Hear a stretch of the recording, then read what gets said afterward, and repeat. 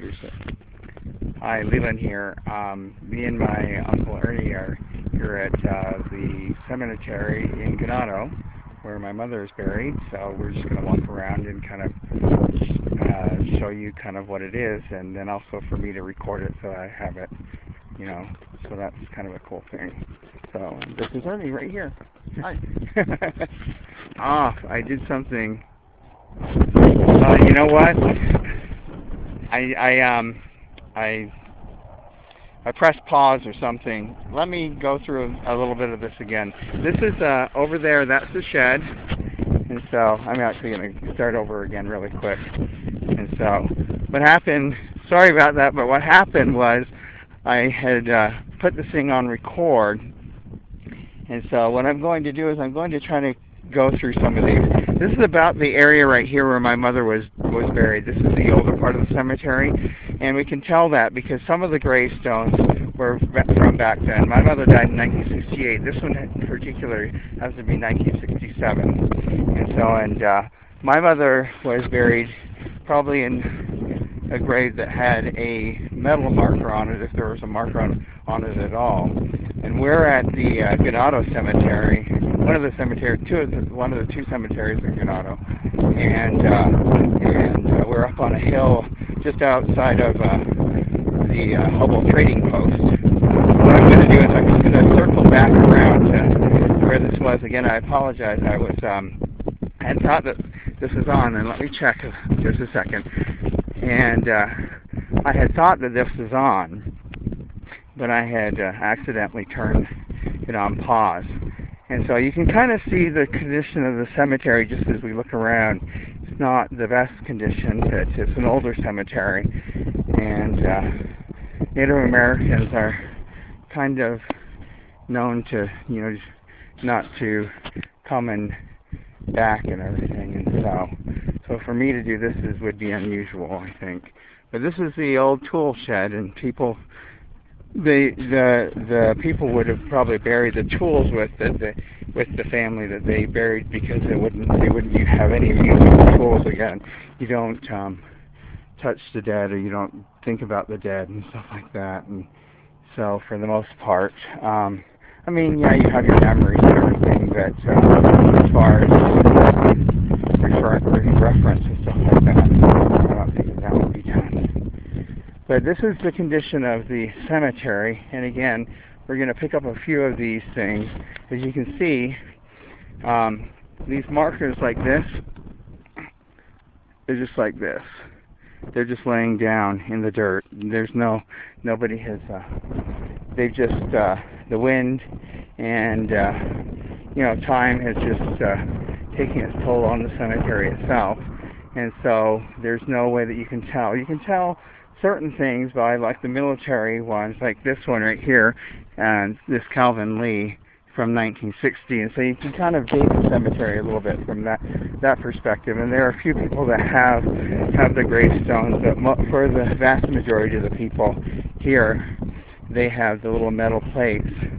And what I was going to show you is as time goes by and you have a grave site and there is a casket, when the casket deteriorates enough, then it implodes on itself, and then the mound that was above the casket goes back into the ground, it collapses onto the casket itself. So anyway, so this is like the condition that most of these grave sites are in. And some of the families, they tried to protect the mound by putting rocks around it, and then just the wind itself, just the sheer force of Mother Nature and the wind, the sand's gonna blow away and stuff like that, and then the rocks are just gonna collapse around it. That's just time, and time taking its toll. And see, here's another one that's just sitting around just like that. And so I'm in the cemetery with my Uncle Ernest, who has graciously been driving me around, and so I'm just very grateful for that. And he had come out here looking for Alice Kirk, or Alice, his mother, who's my grandmother, and also my mother's mother. And he thought about exhuming the bodies and then putting them in another grave, but once he came out and found the condition of this cemetery, then he realized that probably wasn't possible. See, here's another one right here. This is Gilbert Tahay. That's 1966. And there is another one. My grandmother married a McCabe, and there just happens to be a McCabe in the cemetery. But now what I'm doing is I'm crossing a line and going into a newer part of the cemetery, which will be about 10 years later. And so I'm going to show you that cemetery plot over here. This is kind of how this is a newer grave site over here. And so this one's Stella Mae McCabe, and I don't know exactly how she would be related or anything, or if she would be related to blood-wise or at all or anything like that. Maybe a little bit. But then there's, you see, this is 1979 right here. This is Harry Begay, and so there are several different people. And see, this one, it just kind of, you can kind of see the deterioration. You can see kind of the lettering a little bit, the stamping of the lettering, but as time goes on, that will be erased as well. And so that's that. But we're just right outside of Hubble Trading Post, up on the hill, at the cemetery, and it looks like it's kind of like a mesa where we're going to go back down into Ganado. I don't know, I've been in Ganado probably 40 years or so since I was adopted out to the Morrow family. But this is my Uncle Ernie. Let me do this over here. And he's the one that brought me out here, so thank you, Ernie. And he's the one that kind of came to look for his mother Alice and my grandmother, and then also my mother Linda's gravesite. But again, as you've seen, some of the conditions of some of the plots, that probably isn't possible.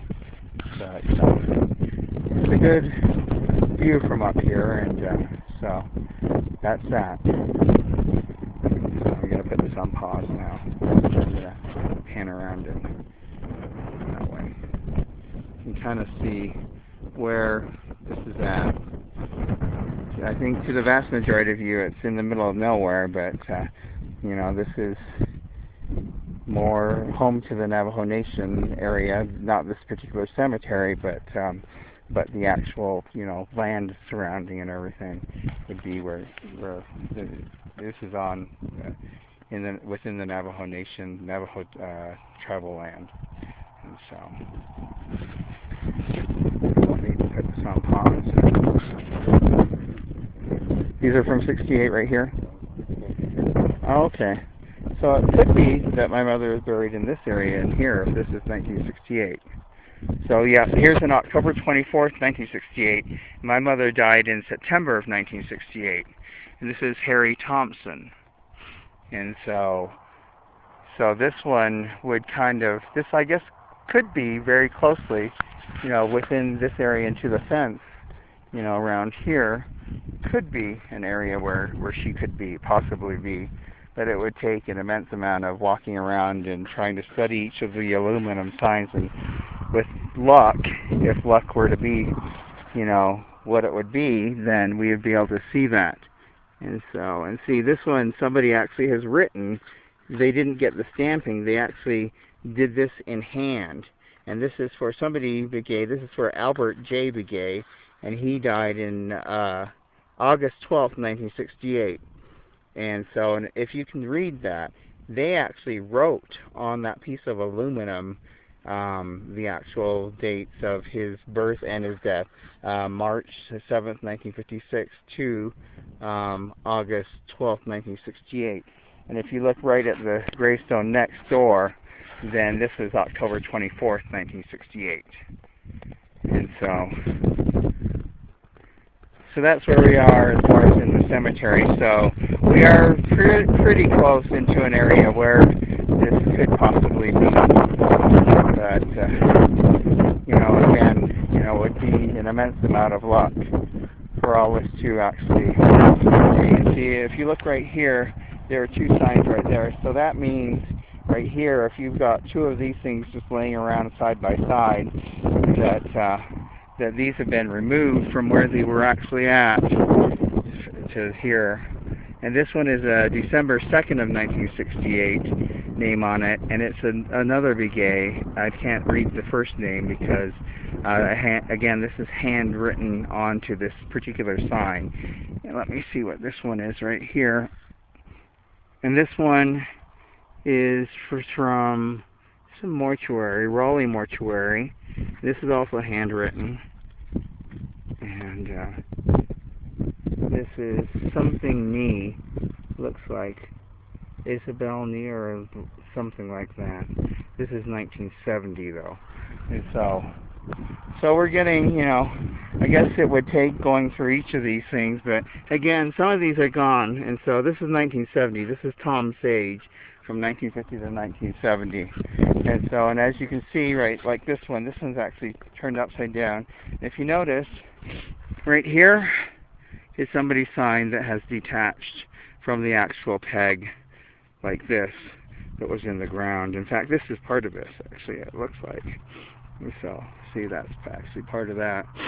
And, see, there have been people that have been out here that have kind of blessed everything and tried to keep everything in good order, but as much as possible. And I can't see this one. This one is also handwritten, and it came from the same Raleigh mortuary, so that they seem to be the purveyor, the mortuary that everybody seems to go through out here.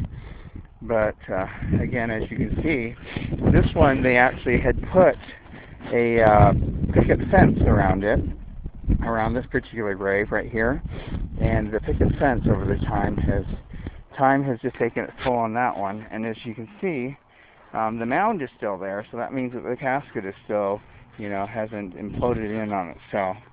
And this one actually still has the sign on it, and it's handwritten, but it's so, I can't read it. I don't know whether it's a Yazzie of it's somebody Yazzie, and I can't read the date of the death. It's just too faint. They did it with a very fine writing instrument to put the name in there, and I can't read it.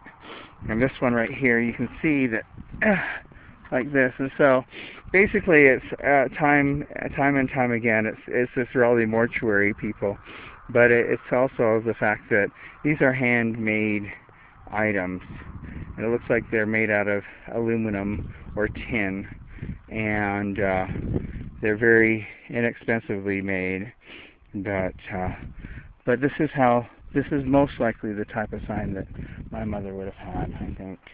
I'm kind of just going along that particular thing, and I'm sorry if the camera's jiggling. This is 1969, and I can't see who that person was, and yeah, so this is what the cemetery is like, and up here in Ganado, and you know, it's just one of those things that I'm glad that I finally made it here. This is just amazing that I made it here. I'm grateful, and so anyway, for all of you that are trying to get back, this might be something that this is cemetery again, is over just close to the Hubble trading post, and I'm going to sign out now, so I'll let you know.